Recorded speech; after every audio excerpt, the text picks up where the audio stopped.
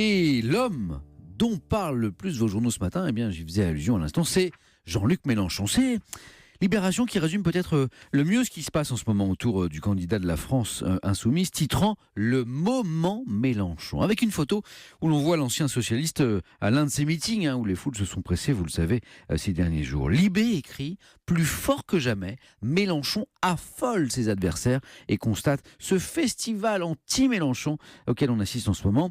Les attaques de Macron, nous avons le révolutionnaire communiste qui était sénateur quand j'étais encore au collège, dit-il. Celle de François Hollande, il y a un péril face aux simplifications, aux falsifications, ou encore la récente une du Figaro, le délirant projet du Chavez français, etc., etc. Tenez, on n'oublie pas les dernières critiques en creux du Parisien ce matin, qui donne la parole à qui? Eh bien, aux marchés financiers, aux banquiers, affolés selon le Parisien, qui mettent en garde contre le cataclysme pour l'économie française que représenterait l'élection d'un président Mélenchon, évoquant le contrôle des mouvements de capitaux, la refonte des traités européens, l'augmentation du SMIC, les embauches de fonctionnaires, la chienlit, une chienlit financière.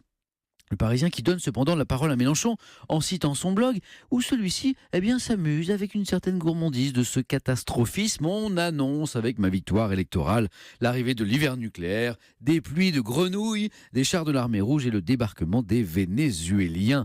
Inquiétude autour de sa progression dans les sondages et le Figaro en remet une couche ce matin, disqualifiant, je cite, les bonimenteurs qui prétendent raser gratis, qui ne disposant jamais d'un sou en caisse, ne tiendront jamais leurs promesses extravagantes de retraite à 60 ans, d'embauche de fonctionnaires et autres distributions de prestations en tout genre. Le Figaro tremble en continuant ce matin à soutenir à bout de bras le soldat Fillon. Je vous passe l'extrait de l'édito du jour expliquant doctement que François Fillon est le seul président valable pour la France. Je pense que je trouverai l'équivalent demain. L'Humanité, en revanche, vous n'en serez pas surpris, est au 7e ciel à propos de cette histoire de Mélenchon, de cette cote de Mélenchon qui affole les puissances. C'est la une de l'UMA. Les Fillon, Hollande, Macron, Gattaz, le président du MEDEF, ça ce sont les puissants, vous l'avez compris.